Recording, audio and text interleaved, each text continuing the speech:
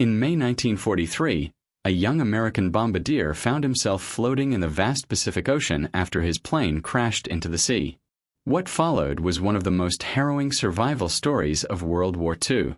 Louis Zamperini would spend 47 days drifting on a life raft with 2 other crew members, battling starvation, dehydration, and relentless shark attacks. But his ordeal was far from over.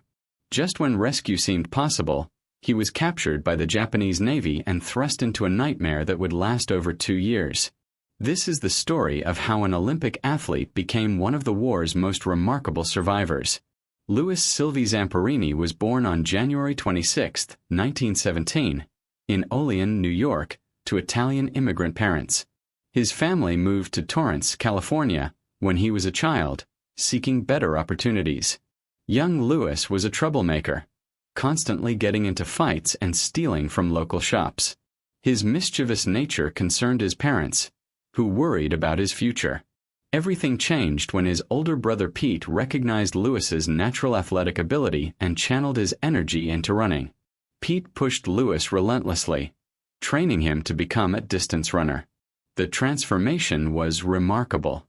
Louis discovered he had an extraordinary gift for running, particularly in middle and long-distance events. By high school, Zamperini was breaking records. His running style was aggressive and fearless, often sprinting the final lap with such intensity that crowds would rise to their feet. In 1936, at just 19 years old, he qualified for the Berlin Olympics, becoming the youngest American distance runner to make the team.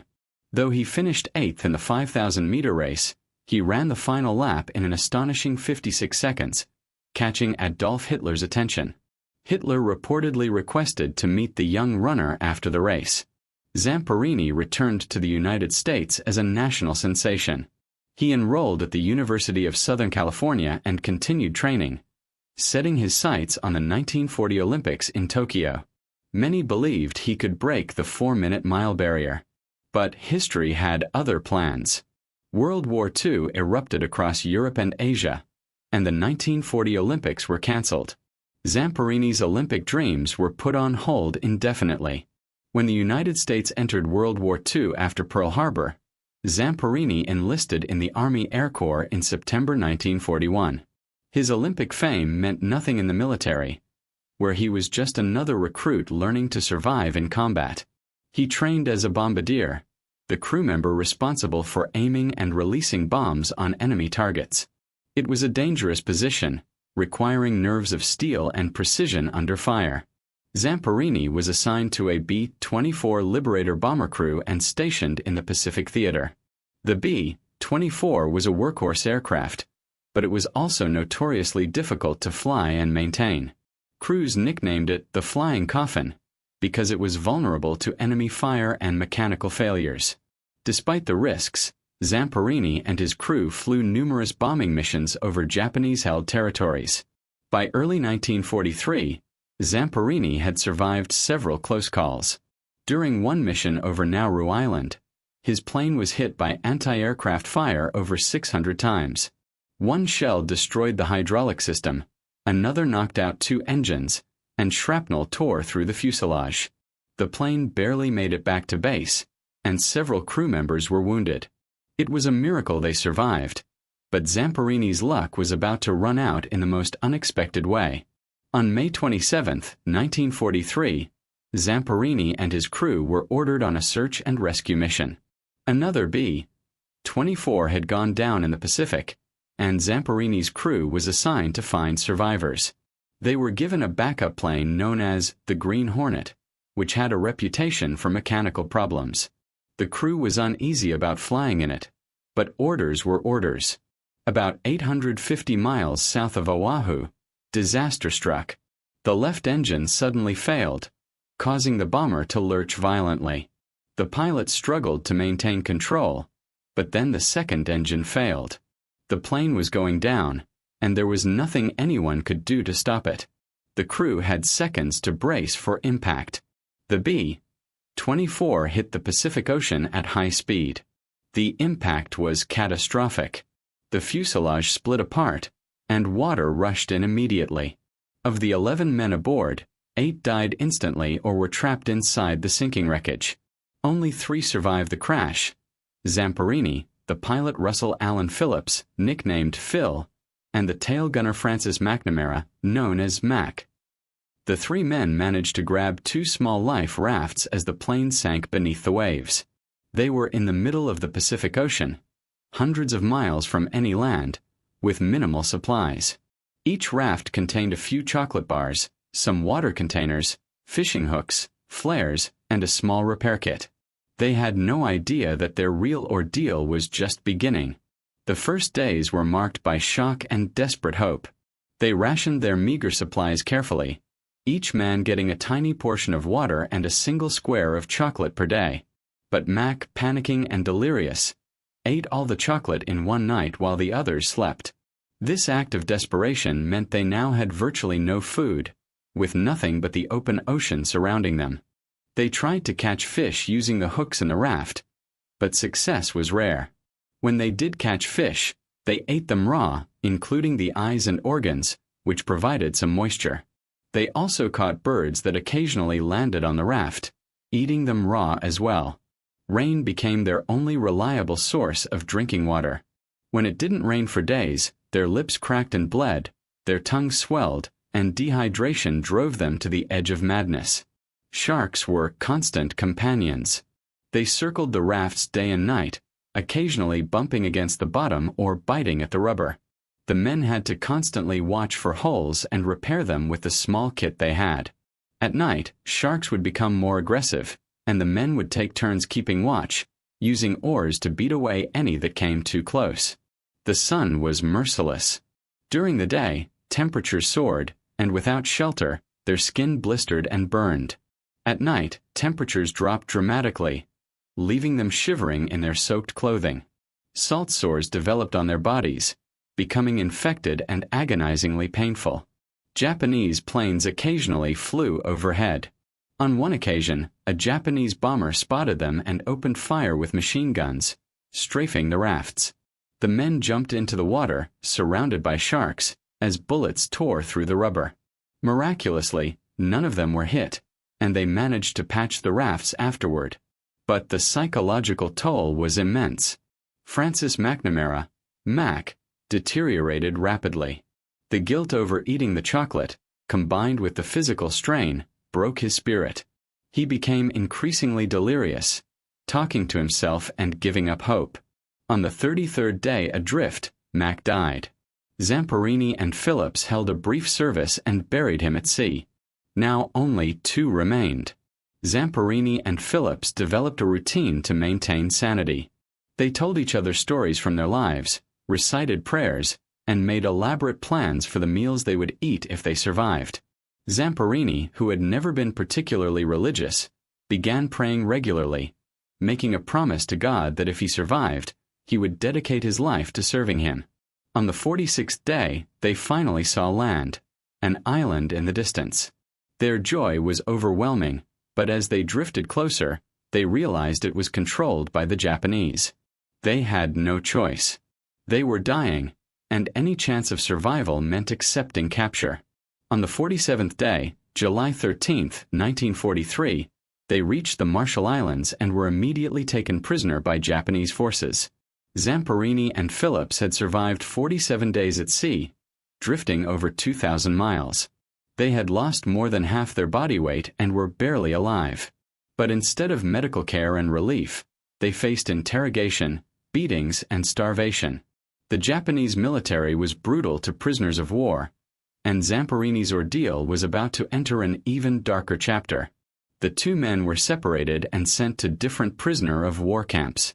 Zamperini was moved multiple times, eventually ending up at Ofuna, a secret interrogation camp where prisoners were tortured for military intelligence. The Geneva Convention protections for POWs were ignored. Prisoners were beaten daily, given minimal food, and subjected to psychological torture. At Ofuna, Zamperini was interrogated repeatedly about American military operations. He revealed nothing of value, which only increased the brutality of his treatment. Guards would beat him unconscious, force him to stand for hours in stress positions, and deny him food for days at a time. Other prisoners warned him that the camp didn't officially exist, meaning they could be killed at any moment without consequence. After several months at Ofuna, Zamperini was transferred to Omori, a POW camp in Tokyo Bay. It was here that he encountered Matsuhiro Watanabe, a Japanese corporal who would become his primary tormentor. Watanabe was known by prisoners as the Bird because of his unpredictable and violent nature. He took a particular interest in Zamperini, perhaps because of his Olympic fame or simply because he enjoyed having power over a once celebrated athlete. The Bird subjected Zamperini to relentless abuse. He would order him to perform humiliating tasks, beat him with his fists, bamboo canes, and leather belts, and force other prisoners to punch him. The Bird seemed to delight in Zamperini's suffering, often targeting him multiple times a day. On one occasion, he forced Zamperini to hold a heavy wooden beam above his head for 37 minutes, threatening to shoot him if he dropped it. When Zamperini finally collapsed, the Bird beat him unconscious. The conditions in the camps were horrific. Prisoners received minimal food, usually watery soup and small portions of rice. Disease was rampant. Medical care was non-existent. Men died regularly from malnutrition, dysentery, and untreated injuries. Work details involved backbreaking labor in factories or coal mines, often for 12 hours or more per day. Despite the brutality, Zamperini found ways to resist. He and other prisoners sabotaged work details, stealing food and supplies when possible. They maintained their dignity by supporting each other and refusing to let their captors break their spirits completely. Zamperini's training as an athlete helped him endure physical punishment that would have killed weaker men. As the war turned against Japan, conditions worsened. American bombing raids intensified, and Tokyo was repeatedly hit. The POWs could hear the explosions and see the fires, knowing that liberation might be coming but also fearing they might be killed in the crossfire. Some guards became more brutal, while others seemed to realize that the war was lost and that they might face justice for their treatment of prisoners. In the final months of the war, Zamperini was transferred to Naruetsu, a camp in northern Japan. The Bird followed him there, continuing the abuse. By this time, Zamperini weighed less than 80 pounds and was suffering from multiple injuries and illnesses. He later said that he fantasized constantly about killing the Bird if he ever got the chance. On August 15, 1945, Emperor Hirohito announced Japan's surrender. For the POWs, the war was over, but the transition to freedom was not immediate. It took days for Allied forces to reach the remote camps and liberate the prisoners. When American forces finally arrived at Naruetsu, Zamperini and the other survivors were evacuated and given medical treatment. Zamperini returned to the United States a changed man. He had survived 47 days adrift at sea and more than 2 years of brutal captivity. Physically, he was emaciated and scarred. Psychologically, he was traumatized. Like many combat veterans and POWs, he suffered from what would now be diagnosed as post-traumatic stress disorder. He struggled to adjust to civilian life. Nightmares plagued him constantly. He dreamed of the Bird torturing him and would wake up in a rage. He turned to alcohol to numb the pain and became increasingly volatile. His marriage to Cynthia Applewhite, which had begun with such hope, began to deteriorate. He contemplated murder, planning ways to return to Japan and kill Watanabe. Everything changed in 1949 when Cynthia convinced him to attend a Billy Graham crusade in Los Angeles. During the service, Zamperini remembered the promise he had made to God while adrift on the raft. He experienced a profound spiritual conversion that transformed his life. He quit drinking, let go of his hatred, and dedicated himself to sharing his story and helping others. Louis Zamperini became a motivational speaker, sharing his story of survival, forgiveness, and redemption. He returned to Japan multiple times, meeting with former guards and offering them forgiveness, though the Bird refused to meet with him. Zamperini carried the Olympic torch past Naruetsu prison camp during the 1998 Nagano Olympics, symbolically closing that dark chapter of his life. His story was documented in Laura Hillenbrand's best-selling book Unbroken in 2010, which brought his remarkable survival story to millions of readers worldwide. The book was later adapted into a film directed by Angelina Jolie in 2014. Zamperini lived to be 97 years old, passing away on July 2, 2014. His life spanned nearly a century, and his story remains one of the most inspiring examples of human endurance, resilience, and the power of forgiveness. From Olympic athlete to war hero, from broken prisoner to inspirational speaker, Louis Zamperini's journey reminds us that the human spirit can endure unimaginable suffering and still find hope, meaning, and purpose.